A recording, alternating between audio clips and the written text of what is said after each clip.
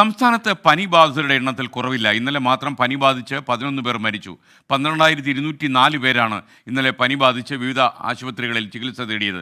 തിരുവനന്തപുരത്ത് 4 പേർക്ക് കൂടി കോളറ സ്ഥിരീകരിച്ചെന്ന വാർത്തയും നമ്മളെ അലോസരപ്പെടുത്തുന്നു. അജീഷ് ജയകുമാർ തിരുവനന്തപുരത്ത് നിന്ന് വിശദാംശങ്ങളുമായി ചേരുകയാണ്. Ajeesh, good morning. അജീഷ്, യഥാർത്ഥത്തിൽ പനി കേരളത്തിൽ പടരുന്നു എന്നാണ് നമ്മൾ മനസ്സിലാക്കുന്നത്. ആരോഗ്യവകുപ്പ് എത്രമാത്രം ശുഷ്കാന്തിയുടെ ഇക്കാര്യത്തിൽ പ്രവർത്തിക്കുന്നു?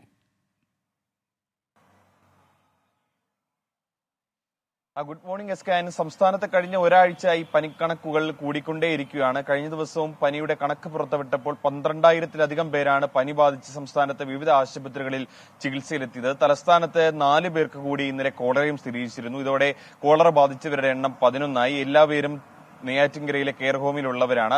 ഇവിടെയുള്ളവരിൽ പ്രത്യേകിച്ച് കുട്ടികളിലാണ് കൂടുതലും. ഇവരെല്ലാം ഐരാണിമുട്ടത്തെ ഐസൊലേഷൻ കേന്ദ്രത്തിലേക്കാണ് പ്രവേശിപ്പിച്ചിരിക്കുന്നത്. കൂടുതൽ പേർക്ക് കോളറ സ്ഥിരീകരിക്കുകയാണെങ്കിൽ അവിടെ പ്രവേശിച്ച് ചികിത്സ ഉറപ്പുവരുത്തുന്നതിനുള്ള നടപടികളും ജില്ലാ മെഡിക്കൽ ഓഫീസറിന്റെ നേതൃത്വത്തിലുള്ള പ്രത്യേക ടാസ്ക് ഫോഴ്സ്, പ്രത്യേക റെസ്പോൺസ് ടീം നടത്തിയിട്ടുണ്ട്. ഈ പ്രദേശങ്ങളിൽ, ഈ നെയ്യാറ്റിൻകര കെയർ ഹോമിന് സമീപത്തുള്ള ജലാശയങ്ങളിൽ നിന്ന് വെള്ളം ശേഖരിച്ച് പരിശോധനയ്ക്ക് അയച്ചിട്ടുമുണ്ട്. ഇവിടുത്തെ കുറെ അന്തേവാസികൾ അവരുടെ സ്വന്തം വീടുകളിലേക്ക് മടങ്ങിപ്പോവുകയും മറ്റുള്ളവരുമായി ഇടപഴകുകയും ചെയ്തിട്ടുണ്ട്. അവരെയൊക്കെ ആരോഗ്യവകുപ്പ് നിരീക്ഷിക്കാൻ പ്രത്യേക സംവിധാനവും ഏർപ്പെടുത്തിയിട്ടുള്ളതായി മന്ത്രി കഴിഞ്ഞ ദിവസം അറിയിച്ചിരുന്നു. എന്തായാലും കഴിഞ്ഞ ദിവസങ്ങളിലെ അപേക്ഷിച്ച് തന്നെ കഴിഞ്ഞ ദിവസങ്ങളിലെ പോലെ തന്നെ ഇന്നും നാളെയുമൊക്കെ ഈ പനി ബാധിതരുടെ എണ്ണം സംസ്ഥാനത്ത് കൂടാൻ തന്നെയാണ് സാധ്യത. പക്ഷേ ആരോഗ്യ സംവിധാനങ്ങളിൽ ഒരു വീഴ്ചയും സംഭവിച്ചിട്ടില്ല. എല്ലാം കൃത്യമായി നടക്കുന്നുണ്ടെന്നാണ് ആരോഗ്യമന്ത്രിയും ആരോഗ്യവകുപ്പും അറിയിക്കുന്നത്.